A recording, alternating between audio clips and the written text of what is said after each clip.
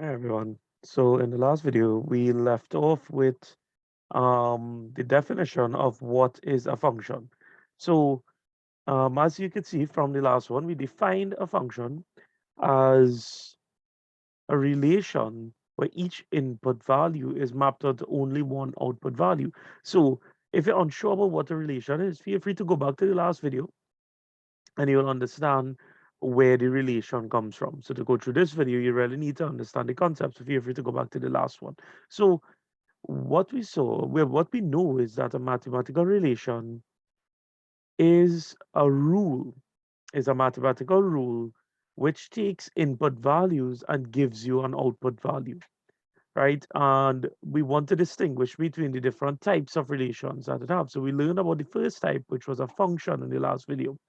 So a function is any relation where each input value is mapped onto only one output value. Just to do a quick review, right? Over here, what we could see is that in this first one, each input, so the inputs here are 1, 2, and 3. So when you apply the rule to 1, 2, and 3, right, you get only one value out. So that's how we know that this is a function.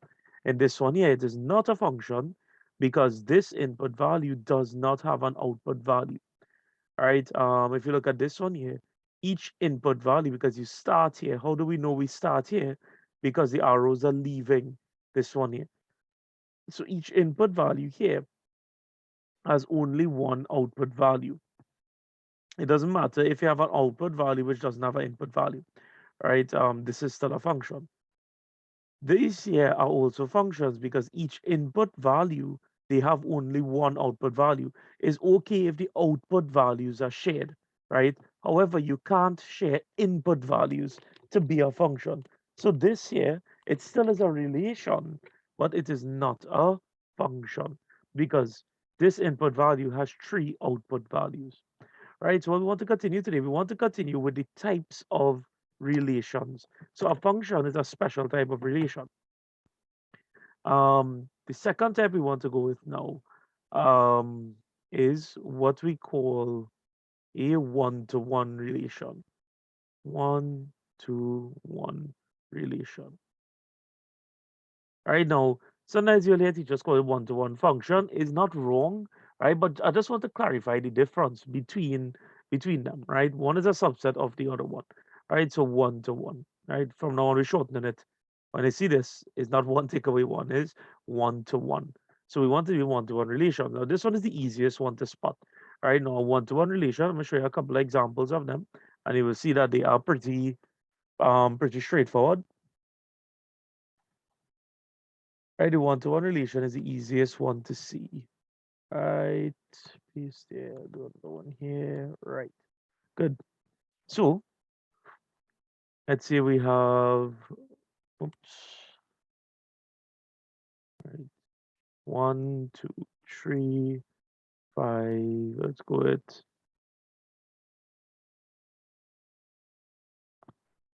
zero straight. Yeah, right. Sorry about that. All right, so let's say we have these input values here, 1, 2, and 3, and let's go with here. This is 4, 5, and 6. All right, this is a one-to-one relation. Now it is also a function, right? But it is a one-to-one relation. Right, let's go again. Let's say we have 2, 4, 6, and we have um -2, 0, 2.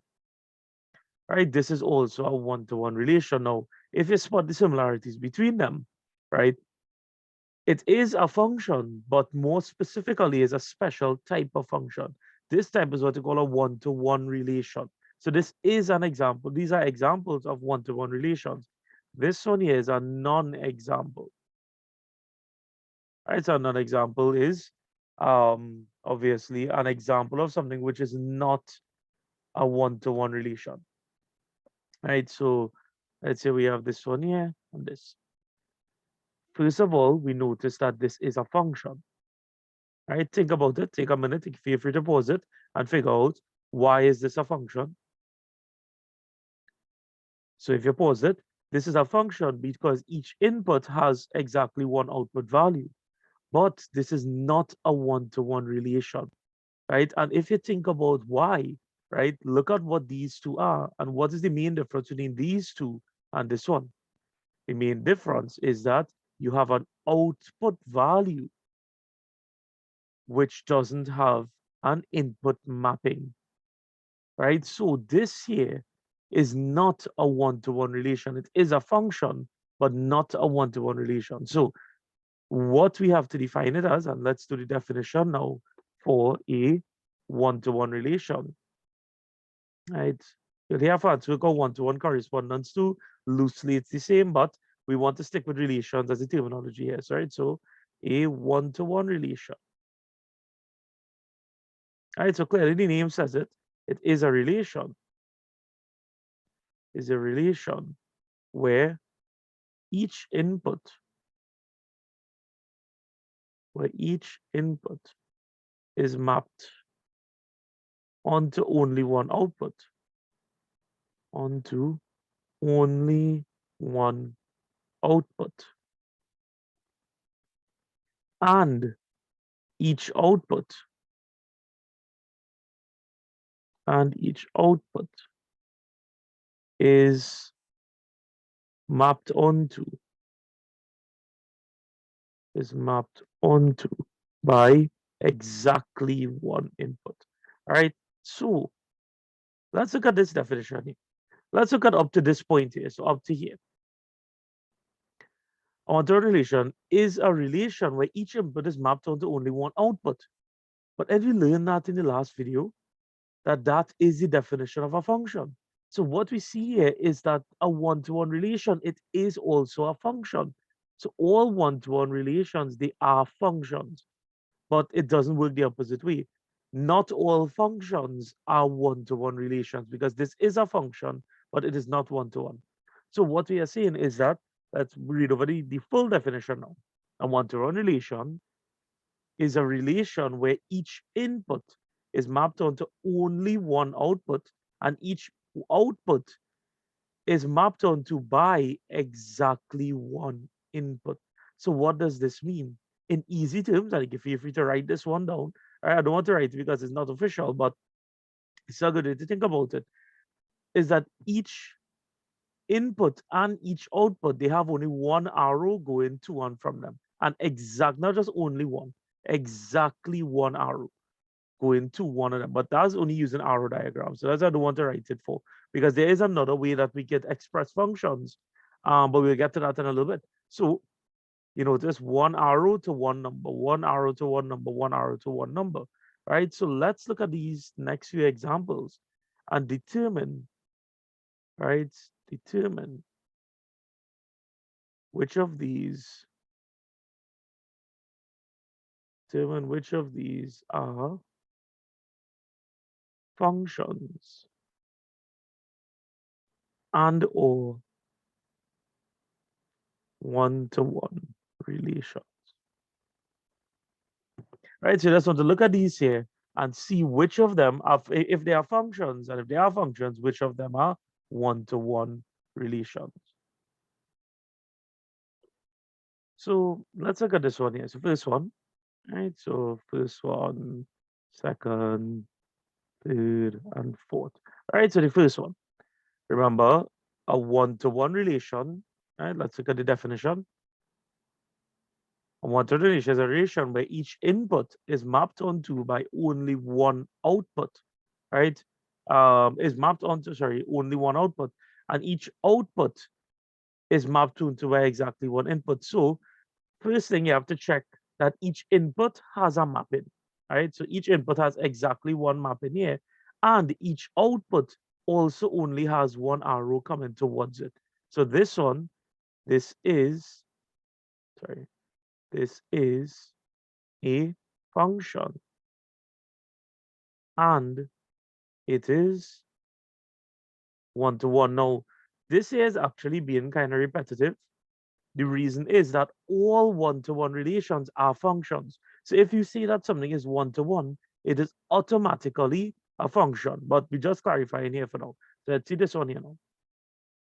So first thing you have to check is this first criteria here, which is that each input is mapped onto by only one output.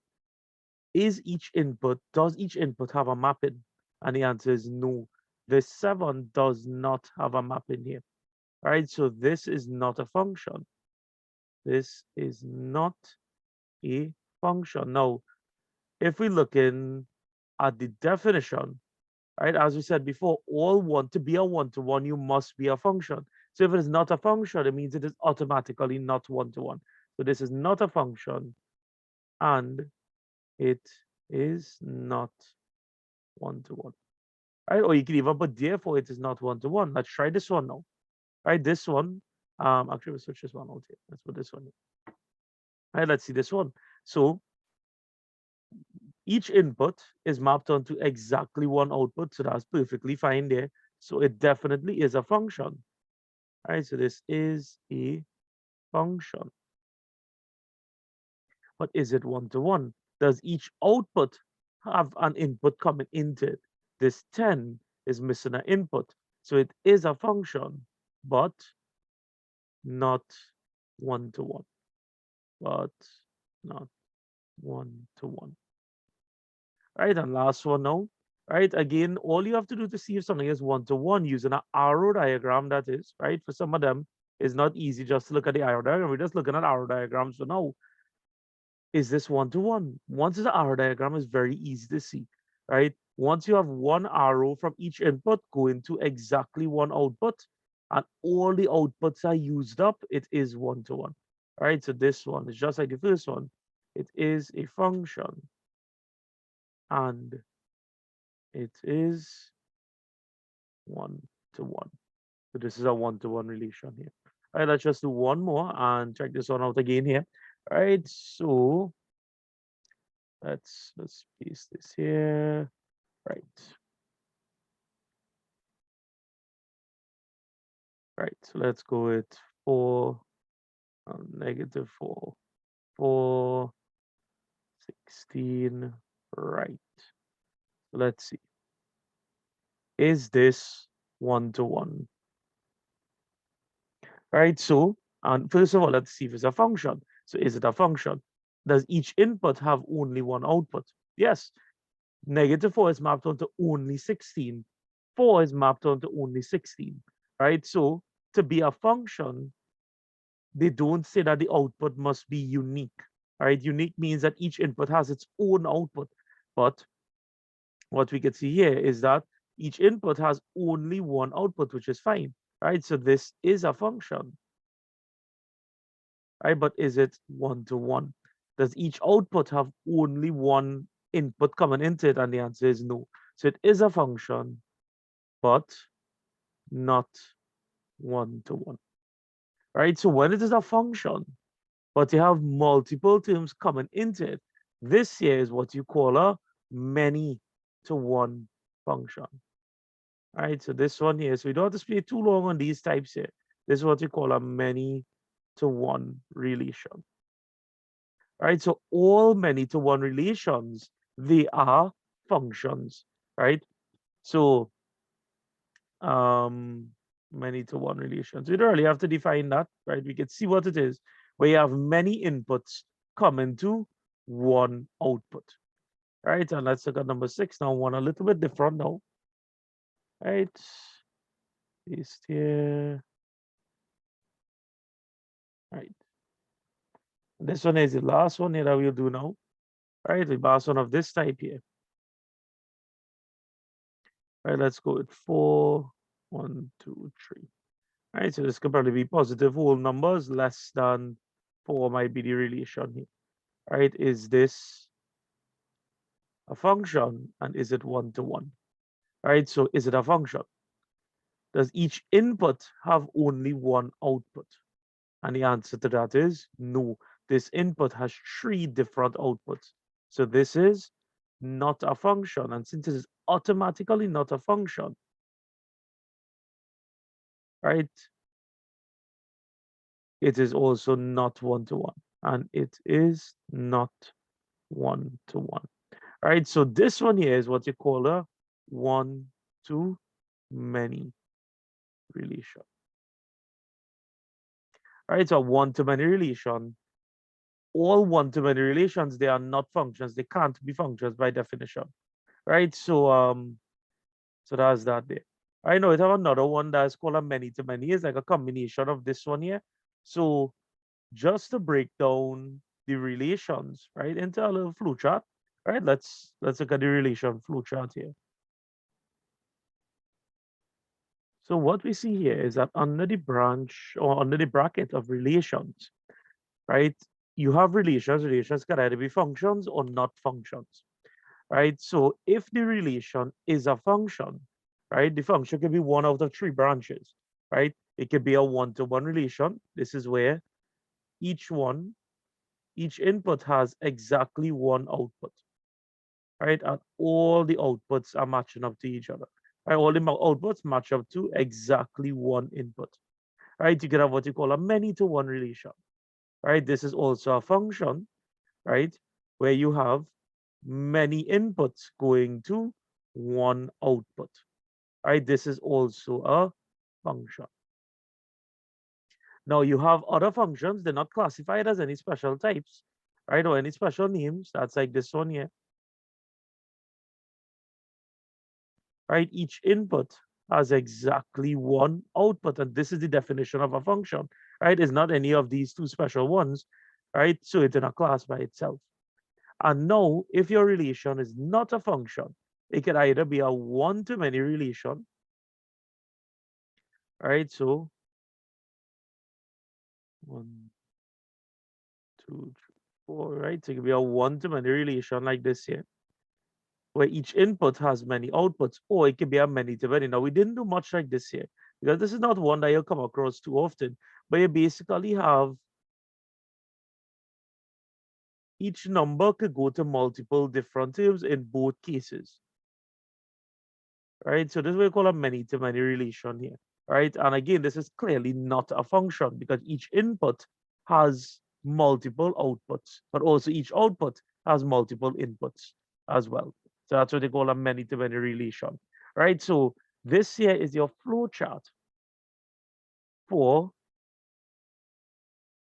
relations. You have an idea of how your relations look. So feel free, to take a screenshot. And remember, I'll always advise to copy down, copy down the notes up, right? So because it will really help you all to have this as notes rather than you're just watching the video only, which is fine, right? If it is you have this as extra notes, it'll definitely help you out, right? So this is your flowchart for relations. So now that we have this down, what we could go on to, and again, feel free to stop the video, go back, try it out yourself and whatnot. And as usual, I will post the overall worksheet in the comment section, right? It'll be linked to our Dropbox here. Just click it and you'll go to it. And you could try out that worksheet for yourself.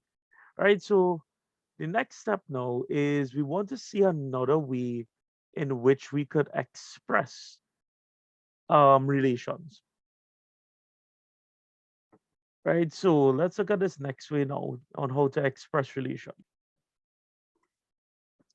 So we want to talk about now the next way to represent function, well, the results of of functions of relations, sorry, right? And this is what we call ordered pair representation.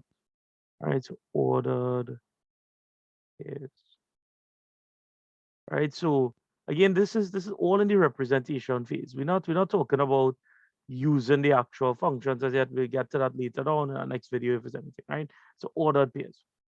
So let's see, let's consider, right? They have to have an easier way other than using these arrow diagrams to represent the results of a relation, right? So actually, I must draw I'm gonna draw a new one instead, right? So let's say that we have here our inputs, and I remember the name of this set, just to remind you all, the input set where we pull in our values from is called the domain, right? So let's start with an easy domain, 1, 2, 3. And after we apply our rule, right? Remember, we have our rule, we show the rule up here, right? Whatever is the name of the rule. So let's say that this rule is, we call it f of x is equal to 2x minus 1, right? So it means that to get the output, this is the rule you're using for each input. So 2 by 1 is 2 minus 1 is 1. 2 by 2 is 4 minus 1 is 3. And 3 by 2 is 6 minus 1 is 5. All right, this is what you call your codomain. All right, so our codomain is this here. This is our domain. Is there another way to just represent the relation between these two? Now remember, we call our domain values X values, and we call our codomain values Y values. So each one of these input outputs, the pair of the input and output, we could represent it as a pair, right? So the ordered pair, the order of the pair is each pair could be represented like you write your input first, and whatever is the output for that input, you write it afterwards. Right? So you write your input and then your output. So therefore, the set of ordered pairs is now, this is something that you have to know a little bit of sets for, right? Nothing too much, right? But the set of ordered pairs, you know this symbol as the set symbol, right? Is ordered pairs that you're talking about. So each input and its corresponding output. Sorry, I forget to draw my arrows here. Right? So excuse the untidy arrows. Right? So 1 is mapped onto 1. So that's your input and output. Right? The next ordered pair is 2 is mapped onto 3. So 2 is your input, 3 is your output, and last one now is 3 is mapped onto 5. And that's it. That's a set of ordered pairs. Right? So this is another way now to represent your inputs and your outputs. Yeah. Or to represent your functions or your relations. Right, let's go again. We want to write the ordered pairs for all of these upcoming functions here. All right, now some of them will be a little bit trickier than the others, but we'll go through them as we go along. All right, so let's do one almost the same as this one here, just slightly different. Let's go with 1/3 x. Now 1/3 x means you multiply in each input by 1/3, or you find in 1/3 of each input. Let's go with 12, 15, 18. So 1/3 of 12 is 4. 1/3 of 5 is 5. 1/3 of 5 is 15, sorry, is 5. And 1/3 of 18 is 6. So our set of ordered pairs for this one here is 12 will be mapped onto 4. I'm writing out the set of ordered pairs.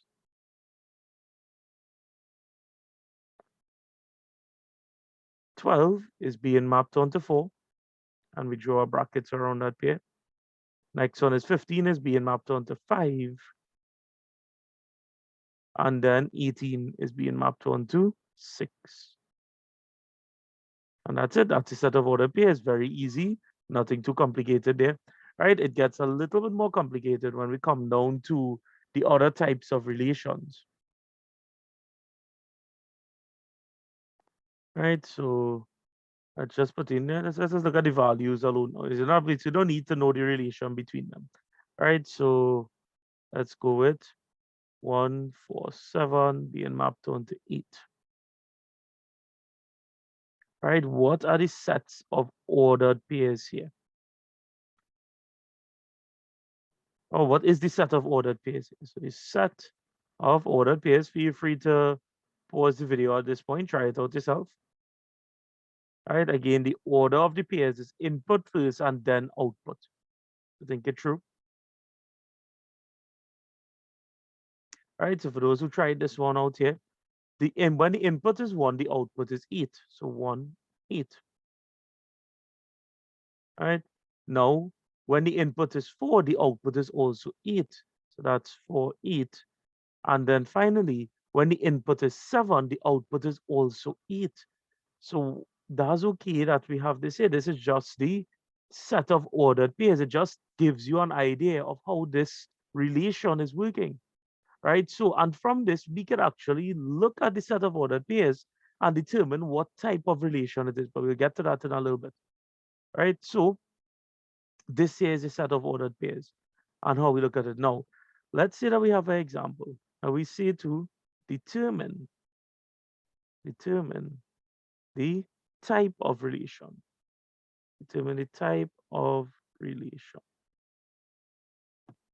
Right? So let's try the first one. So let's go with we give on this set of ordered pairs here is 1, 3, 5, 7, and type of ordered pairs. Last ordered pair is 9, 12. Right, so let's see this one. Now, there are two ways you could do this, right? You have the very easy way, which is just draw the arrow diagram fit. Remember, this is an input, this is its output, this is an input, this is its output, input, output. And that's all the values going into it. So quite easily, you could just draw, right? This is one method here, right? You could just draw a quick diagram. Um, it doesn't have to be drawn extremely neatly, but we make it as neat as possible, right? So your set of inputs are 1, 5, and 9, and your set of outputs are 3, 7, and 12, right? So 1 is mapped onto 3, 5 is mapped onto 7, and 9 is mapped onto 12. And if we watch this here, what type of function, what type of relation is this? Right? We could see that this is a function because each input is mapped onto only one output, but this is also a one-to-one relation, right? So this is a function and it is one-to-one, and it is one-to-one. So it is a one-to-one relation. And that's how easy this section is to identify the type of relation. Let's go again. Let's go with 2. All right, so once it is all of your inputs are different, and all of your outputs are different, it is going to be one-to-one. All right, let's go again. Let's see. Um, let's go with 2, 3, 2, 5, 2, 7. All right, so let's look at the solution for this one here. Now, again, you can draw this up, right? Especially for these limited sets, it'll be very easy to draw up your relation, right? Using a mapping diagram or arrow diagram. All right, so 2 is being mapped onto 3. Right? But look at all the inputs. Aren't all the inputs the same? So it's 2. And the outputs are 3, 5, and 7. So 2 is being mapped onto 3. 2 is being mapped onto 5. And also 2 is being mapped onto 7. Feel free to pause it and think about the type of relation that this is. And if you thought about it and you look back up to the notes, you rewind the video a little bit, what you will see is that this is a one-to-many relation. So this is a one-to-many relation. And I'm gonna ask you a second question to go with this one. Is this a function? And the answer is no. Because remember from the flow chart, let's just go back up quickly to the flow chart. One-to-many relations, they are not functions. Yeah. So this is just a one-to-many relation. So when all of the inputs are the same, but all of the outputs are different, it means it is a one-to-many relation. Yeah, let's do one more again.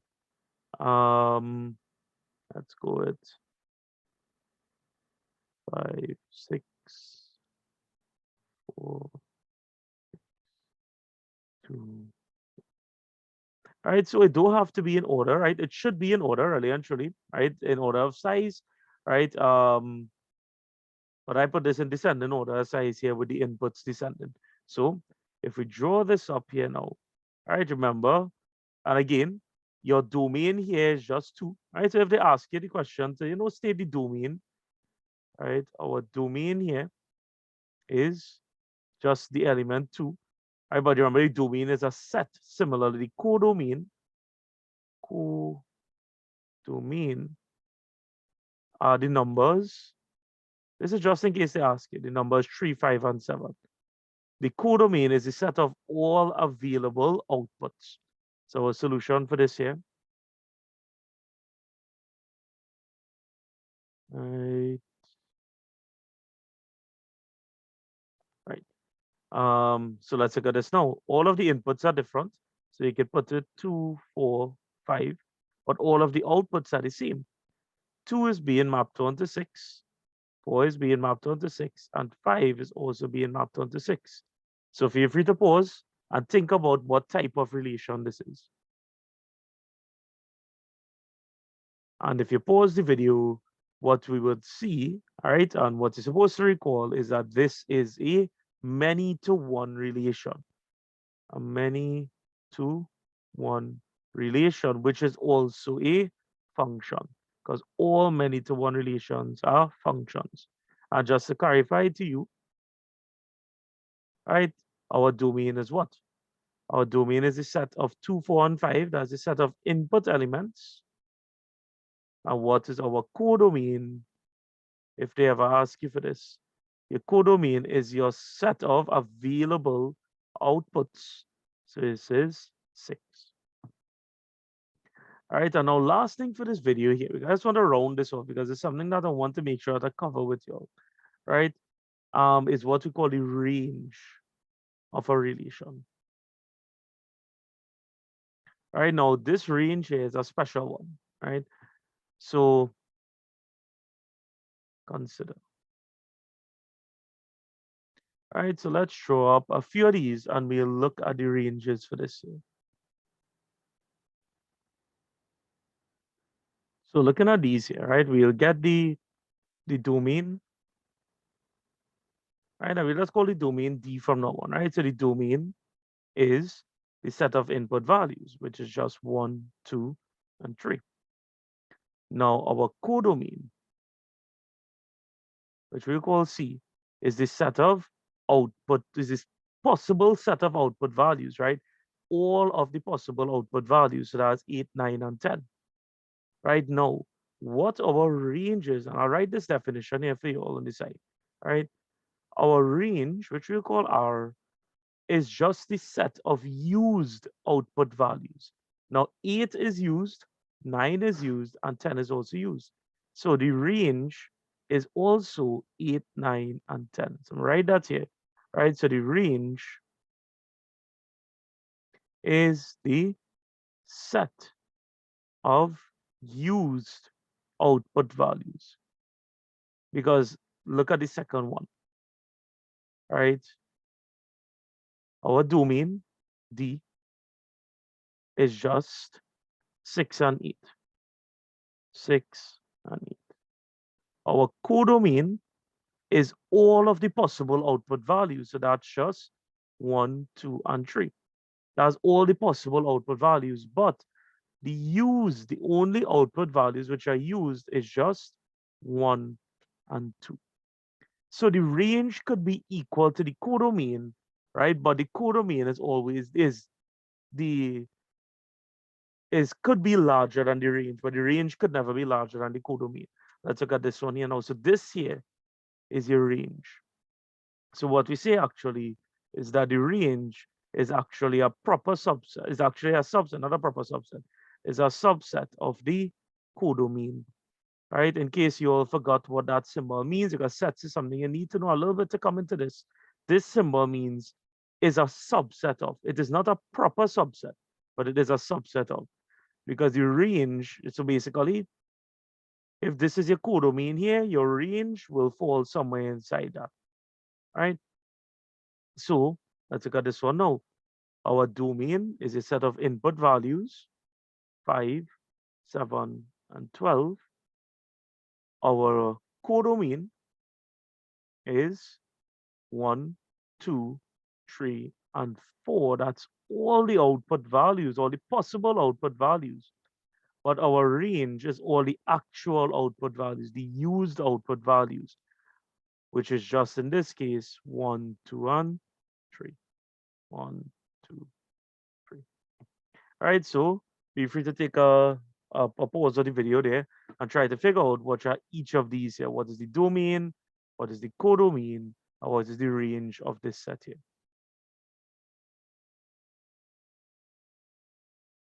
Right? And if you tried it out, what you will see is that the domain is a set of input values 3, 4, and 5.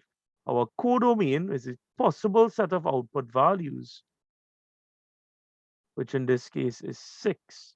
But our actual set of output values is also just 6. And this is the difference between codomain and range, right? If you look up here, right? Let's go up to one of these other ones here, right? Scroll up here, right? This one here, right? Our domain is 2, 4. Our codomain is 5, 1, and 7. But our range is just 5 and 1, right? In this one here, domain is 1, 2, 3. Codomain is all of these values, but since all of them are used, it is also the range of the set of values, right? So that is your range of a function, right? It tells you what is the difference between the codomain and the actual used values of the codomain. So that's it for this video. In the next video, we will go more into using this concept of functions to build different functions and to learn how you have things like nested functions and how to reverse a function if you are given the output, how to find the input. And also, we will talk about the relationship between functions and graphs. Right, so that's it for this video, everyone. So until the next video, stay safe and keep practicing.